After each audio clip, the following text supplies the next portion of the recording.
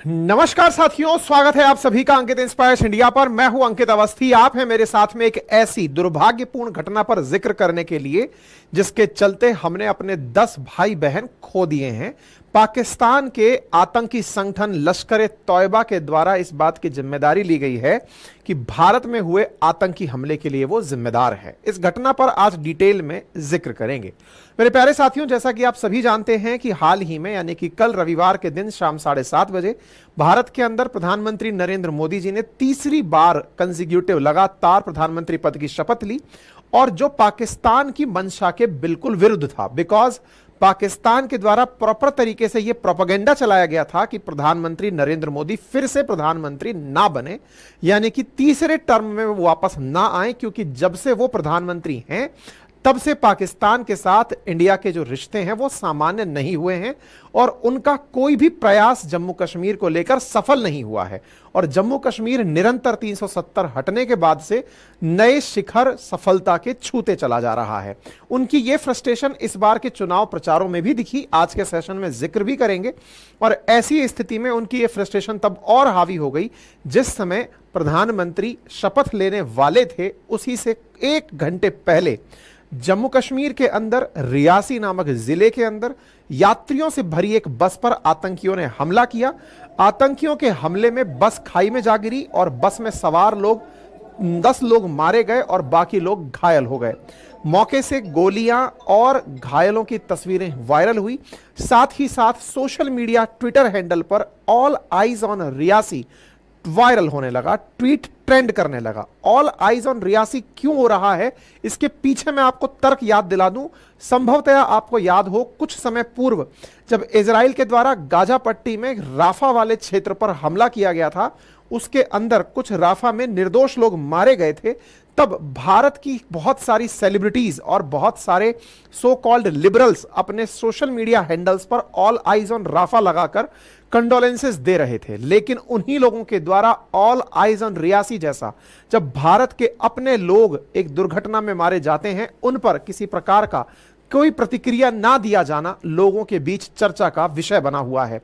लोग इसी कारण से ऑल आइज ऑन रियासी और लोगों का दोगलापन पब्लिक कर रहे हैं कि देखो हमारे देश के अंदर शूडो लिबरल्स कैसे हैं। दुनिया के किसी देश में दुर्घटना होती है, इनके मुंह से आवाज निकलती है, लेकिन अपने ही देश में धार्मिक कट्टरता के चलते, रेडिकल इस्लामिक रेडिकलिज्म के चलते हिंदुओं को ले जा रहे, तीर्थ स्थल पर ले जा रहे यात्रियों को टारगेट करके गोली मारी जाती है। केदारनाथ हमले के बाद यह दूसरी घटना है, तो बोले ऐसी जगह पर इनके मुंह से कोई आवाज नहीं निकलती। इसे लेकर सोशल मीडिया पर यह जानकारी ट्रेंड होने लगी। प्रधानमंत्री का पद ग्रहण हो चुका है। प्रधानमंत्री को ना पद ग्रहण कराने के लिए पाकिस्तान की सारी कवायदें फेल हो चुकी हैं। आज अभी जिस समय आप और हम डिस्कस कर रहे हैं, उससे कुछ समय पहले ही पोर्टफोलियो भी डिस्ट्रीब्यूट हो चुका है। पोर्टफोलियो पर कल हम एक सेशन लेकर आएंगे, लेकिन उससे पहले आपसे गुजारिश कर लें कि जल्दी से जाकर चैनल को सब्सक्राइब कर लीजिए। जो भी साथी उपस्थित हैं जिन्होंने ऑलरेडी सब्सक्राइब किया हुआ है, लाइक कर लीजिए। साथियों, सेशन को साझा कर दीजिए। और दिन भर की डिटेल एनालिसिस के लिए एक और हमारा यूट्यूब चैनल अपनी पाठशाला है, वहां सुबह 9 बजे हाजिर हो सकते हैं। देश और दुनिया की तमाम 5 खबरें हम वहां पर डिटेल में डिस्कस करते हैं। साथ ही हमारी वेबसाइट भी है, हमारा एप्लीकेशन भी है, जहां से हम लोग हिस्ट्री, ज्योग्राफी, पॉलिटी, इकोनॉमी के कोर्सेज प्रॉपर तरीके से रिकॉर्डेड फॉर्मेट में उपलब्ध करा रहे हैं। आप उन्हें उपलब्ध कर सकते हैं। जीए फाउंडेशन के नोट्स और आरएएस के कंप्लीट हैंड रिटन नोट्स हमारे द्वारा आपको घर बैठे उपलब्ध कराए जा रहे हैं। जिन्हें जरूरत हो वो वहां से ऑर्डर कर लें। चलिए पूरी घटना को अब विस्तार से डिस्कस करते हैं। साथियों, ये घटना है जम्मू कश्मीर की। जम्मू कश्मीर में आप में से बहुत सारे लोग वैष्णो माता के मंदिर या तो गए होंगे या जाने की इच्छा रखते होंगे। जम्मू कश्मीर में जो जम्मू का जिला है, उसी से लगता हुआ जिला है रियासी। रियासी में एक जगह है जिसका नाम है कटरा, और कटरा जा रही इस बस पर आतंकियों के द्वारा हमला किया गया। आतंकियों की संख्या आंखों देखे लोगों के द्वारा 2 बताई जा रही है। कहा जा रहा है कि वो लोग सेना की ड्रेस में थे और सेना की ड्रेस में उन लोगों के द्वारा हमला किया गया, ठीक है, जिसमें ड्राइवर, कंडक्टर समेत 10 लोगों की मौत हुई है और 41 लोग घायल हुए हैं। यह शाम 6 बजे की घटना है। आप विचार कीजिए, जिस समय देश में एक बहुत बड़ा इवेंट होना जा रहा था, भारत के प्रधानमंत्री और कैबिनेट मिनिस्टर्स अपने पद को ग्रहण करने जा रहे थे, शपथ लेने जा रहे थे, उस समय आतंकियों की फ्रस्ट्रेशन देखो कि उन्होंने बकायदा टारगेट करके धार्मिक यात्रा पर जा रही बस, जिसमें कि बाहर के राज्य के लोग सवार थे, उन्हें टारगेट करके गोलियां मारी। गोलियां मारी। ये वो बस है जो तस्वीरों में आपको दिख रही है, इसके अंदर यात्री सवार थे। इन्हें प्रॉपर एक रोड पर खड़े हुए आतंकियों के द्वारा गोलियां दाग करके टारगेट किया गया। बस चूंकि ऊंचाई पर थी और ढलान मतलब बगल में खाई थी, तो ड्राइवर को पड़ी हुई गोली से बस खाई में जा गिरी और उसके बाद आतंकी अंधाधुंध गोलियां इस गिरी हुई बस पर भी बरसाते रहे, जिसकी वजह से कुछ गोलियों के निशान और गोलियों के साथ साथ गोलियां पड़ी हुई इस क्षेत्र पर मौके से बरामद हुई हैं। ये कहां जा रही थी? असल में यहां पे बैठे हुए जो लोग थे उनमें से कुछ लोगों का कहना है कि शिवखोड़ी के दर्शन करके हम कटरा जा रहे थे। कटरा कहां है, एक बार मैं आपको मैप पर दिखाता हूं, आप देखिए भारत के उत्तर में जम्मू कश्मीर और जम्मू कश्मीर के अंदर जिला आपको दिखाई देता है रियासी। अगर रियासी को ध्यान से देखें तो दिखाई पड़ता है कटरा। मैं आपको थोड़ा और आगे लेकर चलता हूं, तो जम्मू कश्मीर में अगर आप ध्यान से देखें तो इधर आपको जम्मू दिखाई देगा और जम्मू से ऊपर की तरफ एक जिला है जिसका नाम है रियासी। तो ये देखिए जम्मू, और जम्मू के उत्तर की तरफ आपको दिखाई देगा रियासी, जिसके एक तरफ राजौरी है, ये आपको यहां पर दिखाई पड़ता है। ये रहा रियासी, ठीक है। तो जम्मू से रियासी यानी इस क्षेत्र में जाने के लिए अगर आप ध्यान से देखें तो रियासी एंट्री करते ही आपको जब कटरा जाना होता है, माता वैष्णो का मंदिर जो है वो कटरा में स्थित है। लास्ट ईयर यहां पर 95 लाख श्रद्धालु पहुंचे थे। आप विचार कीजिए, अकेले जम्मू कश्मीर के रियासी डिस्ट्रिक्ट में 95 लाख टूरिस्ट पिछली साल माता वैष्णो देवी के दर्शन करने पहुंचे हैं। ये कितना बड़ा नंबर है। इस बड़े नंबर से कितनों को दिक्कतें हैं इससे अंदाजा लगाइए, क्योंकि माता वैष्णो देवी का दरबार बहुत लोगों को अखर रहा है। अच्छा साहब, ऐसी स्थिति में रियासी जा रही इस बस को टारगेट किया गया। टारगेट करने के बाद बस कुछ इस प्रकार से खाई में गिर गई। मौके पर पहुंचे लोगों ने घायलों को निकाला और जो पीड़ित थे उन्हें अस्पताल पहुंचाया। मौके से कुछ इस प्रकार से गोलियों के खाली शेल्फ मिले हैं और यहां पर लगातार इन्वेस्टिगेटिंग टीम्स जाकर जांच कर रही हैं। भारत के राष्ट्रपति, विदेश मंत्री, गृह मंत्री राहुल गांधी जी, तमाम नेताओं के द्वारा इस घटना पर संवेदना व्यक्त की गई है। साथियों, जिस प्रकार से दुनिया भर में जब कोई दुर्घटना होती है, दुर्घटना में किसी बच्चे की मौत जब होती है तो वाकई में दुख होता है। इस घटना में एक 2 साल के बच्चे की मौत की तस्वीर वायरल हुई, जिसके चलते लोगों की संवेदनाएं फूट पड़ी और संवेदनाओं के चलते लोगों ने all eyes on Reasi trend कराया कि देखिए आप लोग मिस कर रहे हैं कि हम लोग किस प्रकार की दुर्घटना से पीड़ित हैं, हम लोग किस प्रकार से आतंक से पीड़ित हैं, भारत किस प्रकार के प्रॉक्सी वॉर को पाकिस्तान से सहन कर रहा है। मेरे प्यारे साथियों, जम्मू कश्मीर के जो लेफ्टिनेंट गवर्नर हैं उन्होंने जो मृतक हैं उनके परिवारजनों और जो घायल हैं उनसे लोगों से मुलाकात की, साथ में उन्हें अपनी तरफ से 10 लाख रुपए जो मृत लोग हैं उनके परिवारजनों को और साथ में घायलों को अपनी तरफ से सहायता उपलब्ध कराने के सरकार की तरफ से वादे को, कमिटमेंट को दोहराया। यहां पर जांच टीम पहुंच चुकी है। जांच टीम इस जगह की प्रॉपर जांच कर रही है। इस आसपास के क्षेत्र में प्रॉपर सर्च ऑपरेशंस चलाए जा रहे हैं। प्रयास किया जा रहा है कि अगर कोई यहां पर गोली चला के निकला होगा तो वो आसपास के जंगलों में छुपा होगा, तो उसे ढूंढने के तमाम प्रयास किए जा रहे हैं। अब Pakistan based terror outfit Lashkar-e-Taiba ने अपनी तरफ से कहा है कि जो हमारा टीआरएफ फ्रंट है उसके द्वारा इस रियासी अटैक को किया गया है। यानी कि ये ओपन एंड शट मामला कि साहब जिम्मेदारी ले ली, और जिम्मेदारी लेना इसलिए ये अपनी तरफ से बड़ी बात मानते हैं क्योंकि इसके बाद में लोगों में इनके नाम का भय बैठे, ये भय बैठे कि अच्छा ये लोग अगर धमकी दे रहे हैं कि ऐसा कर सकते हैं तो इनकी धमकी को सीरियसली लिया जाए। इस वजह से लश्कर-ए-तैयबा ने अपनी तरफ से कहा है कि हमारे टीआरएफ फ्रंट के द्वारा ऐसा किया गया है। अब ये टीआरएफ फ्रंट क्या है? द रेजिस्टेंट फ्रंट के नाम से लश्कर-ए-तैयबा की एक ब्रांच है इंडिया के अंदर, द रेजिस्टेंट फ्रंट, जो कि ऑलरेडी भारत के अंदर टेररिस्ट ग्रुप के रूप में मतलब बैंड ग्रुप है। इसके द्वारा जो भी काम अब तक किए गए हैं उनकी फहरिस्त बहुत लंबी है। मतलब इनके मिलिटेंट्स के द्वारा सिविलियंस को मारा जाना, सीआरपीएफ को टारगेट करना, बहुत सारे लोगों को टारगेट करना, एक लंबी फहरिस्त है इनके आतंक की। इस लंबी फहरिस्त के चलते ही वर्ष 2023 की शुरुआत में टीआरएफ यानी द रेजिस्टेंस फ्रंट को एक टेररिस्ट ऑर्गेनाइजेशन भारत सरकार के द्वारा डिक्लेयर किया गया था। यह यहां पर यूएपीए के तहत बनी हुई लिस्ट है जिसके अंदर द रेजिस्टेंट फ्रंट को लश्कर-ए-तैयबा के साथ रिलेट होकर के सैंक्शन हुई लिस्ट के अंदर आप लगा हुआ देख सकते हैं। अर्थात आप यहां से यह सेंस डेवलप कर सकते हैं कि जो टीआरएफ फ्रंट है, द रेजिस्टेंट फ्रंट जो है, इस फ्रंट को ऑलरेडी एक प्रतिबंधित आतंकी संगठन में भारत के अंदर जाना जाता है।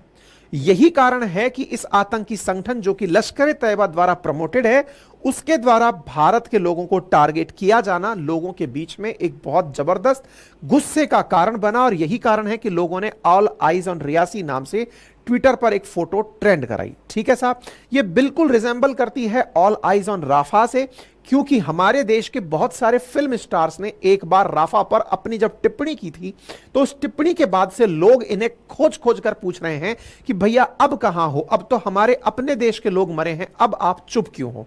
इंस्टाग्राम को भी लोगों ने काफी ट्रोल किया, क्योंकि इंस्टाग्राम ने बकायदा यह शब्द ही बैन कर दिया, हैशटैग ही गायब कर दिया। हैशटैग अगर रियासी लिख रहे हो तो वो सर्च में ही नहीं आ रहा था। फिर लोगों ने उसको और प्लेटफॉर्म्स पर जब टैग करना, ट्रेंड करना शुरू किया, ये हैशटैग को पूरी तरह इंस्टाग्राम ने गायब कर दिया था। और इसके चलते लोगों के सामने इंस्टाग्राम का ये जो डबल स्टैंडर्ड है, ये जब पब्लिक हुआ, लोग इसके बारे में चर्चा करने लगे, तब जाकर के फिर इंस्टाग्राम ने शाम को इसे दिखाना शुरू किया। जिस प्रकार से इजराइल भारत के साथ खड़ा रहा है, ऐसे ही आज भी भारत में इजराइल के जो राजदूत हैं उनका ट्वीट आता है और वो कहते हैं कि ये पूरी तरह से शॉक्ड हैं इस पूरी घटना से, और वो ऐसे समय पर भारत के लोगों के साथ खड़े हैं, यानी इजराइल भारत के साथ खड़ा है। इजराइल के एक और मंत्री ने प्रॉपर तरीके से कहा है कि जो इस्लामिक टेररिस्ट हैं, जो पाकिस्तान के द्वारा बैक्ड हैं, उन्होंने प्रॉपर तरीके से हिंदू पिलग्रिम बस को टारगेट किया जम्मू कश्मीर में, रियासी में, जहां पर 10 लोग मारे गए। My heart break for the families who lost their loved ones, I stand one India against radical Islam. और इन्होंने प्रॉपर तरीके से इस बात को मेंशन किया। ठीक इसी प्रकार से एक और मेंबर ऑफ पार्लियामेंट हैं, उन्होंने अपने द्वारा इस बात को कहा प्रॉपर तरीके से और कहा कि भैया जो पाकिस्तानी टेररिस्ट हैं कश्मीर वैली के अंदर हिंदुओं को मार रहे हैं, इंडियंस जागो और अपने लोगों को बचाओ। अब बड़ा सवाल यह आता है कि साहब ये बताइए कि यह घटना ऐसे समय पर क्यों हुई जब प्रधानमंत्री शपथ ले रहे थे। इसके पीछे अल्टीमेट क्या है, कारण क्या है?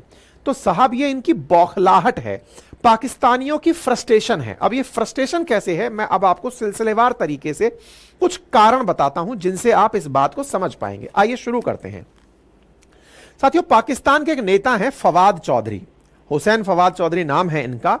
इन्होंने जब भारत में केजरीवाल जेल से रिहा होते हैं उस समय लिखा कि Modi ji lost another battle, Kejriwal released good news for moderate Indians. इनका मानना है कि इंडिया में हिंदू और दूसरे जो लोग हैं, मतलब हिंदू तो एक्सट्रीम लोग हैं, यानी कि ये एक्सट्रीमिज्म रखते हैं, मोदी एक्सट्रीम हिंदुओं का सपोर्टर है, और जो मॉडरेट इंडियंस हैं बोले उनके लिए अच्छी न्यूज है कि केजरीवाल जेल से रिहा हो गए। हमारे देश की पॉलिटिक्स है, हमारे देश में राजनेताओं के साथ राजनीतिक दल क्या कर रहे हैं उस पर हमें टिप्पणी करने का अधिकार है। तुम कौन होते हो, लेकिन ये फिर भी टिप्पणी की है, कोई बात नहीं साहब, इनके पास भी सोशल मीडिया है, कर दिए। और देखते हैं, राहुल गांधी जी के प्रमोशन में कहते हैं कि राहुल ऑन फायर, यानी कि ये प्रॉपर तरीके से पाकिस्तान में बैठकर पाकिस्तान समर्थकों को मैसेज दे रहे हैं कि पाकिस्तान केजरीवाल जी के समर्थन में है, राहुल गांधी जी के समर्थन में है। ये है कौन? अगर आपको लग रहा है कि ये कोई ऐसा ही आदमी है,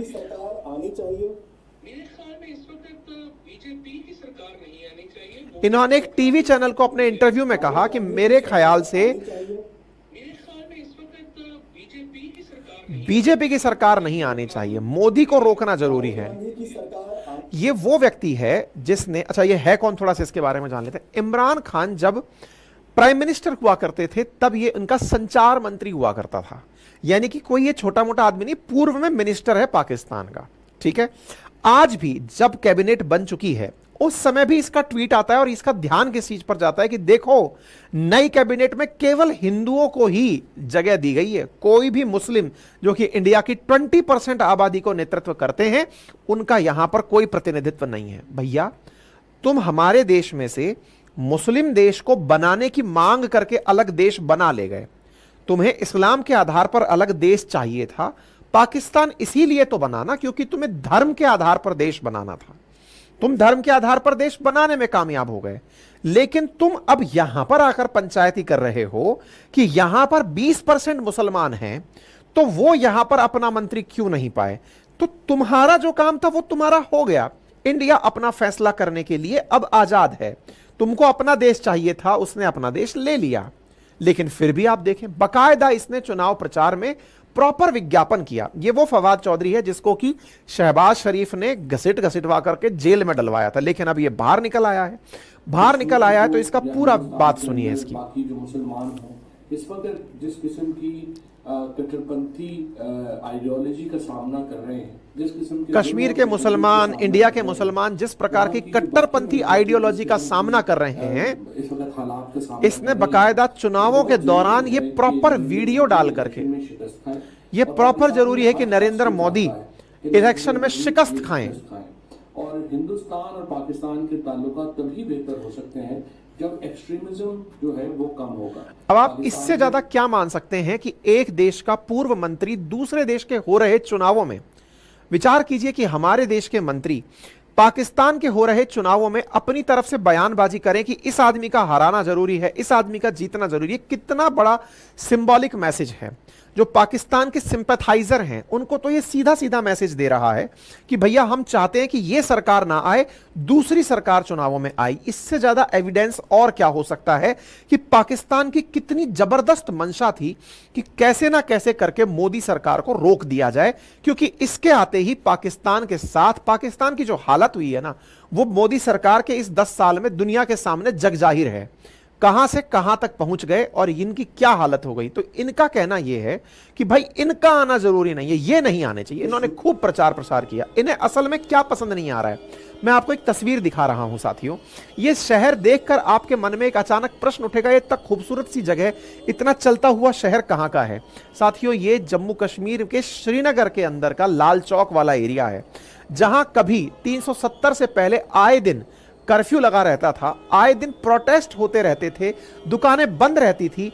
आज ये जगह एकदम चमन बहार है। टूरिस्टों की यहां पर लाइन लगी हुई है, आप जाम लगी हुई स्थिति देख रहे हैं। यहां पर लोग बकायदा बैठ करके तस्वीरें ले रहे हैं, बच्चे खेलते हुए घूमते हुए यहां पर दिखाई दे रहे हैं। ये वो लाल चौक है जिस पर कभी भारत का झंडा फहराने को लेकर के विवाद हुआ करता था। आज यहां पर प्रॉपर तरीके से तिरंगा लहराता हुआ दिख रहा है।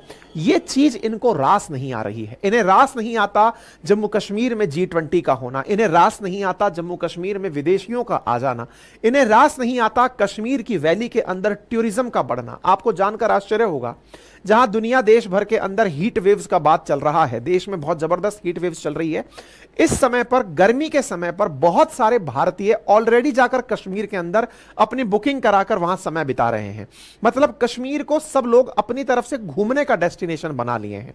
आंकड़ों पर अगर नजर डालें तो फिलहाल कुछ दिनों में कश्मीर में प्रतिदिन 18,000 लोग, प्रतिदिन विचार कीजिए, 18,000 लोग प्रतिदिन कश्मीर में श्रीनगर एयरपोर्ट से पहुंचे हैं।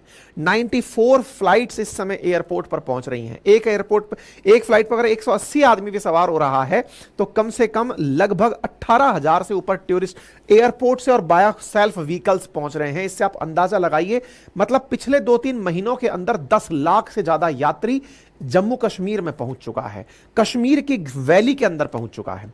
जम्मू कश्मीर के अंदर जो विदेशी सैलानी आ रहे हैं उनकी संख्या भी बढ़कर 300% से ज्यादा हो चुकी है। यानी कश्मीर को इस समय इतना जबरदस्त टूरिज्म का बेनिफिट मिला है कि ये जो बैठे हुए पाकिस्तान में बैठे हुए आका थे, जिन्होंने 1990 से पाकिस्तान के द्वारा प्रायोजित एक प्रॉक्सी वॉर कश्मीर में चलाना शुरू किया, उन्हें बहुत बड़ा झटका लगा।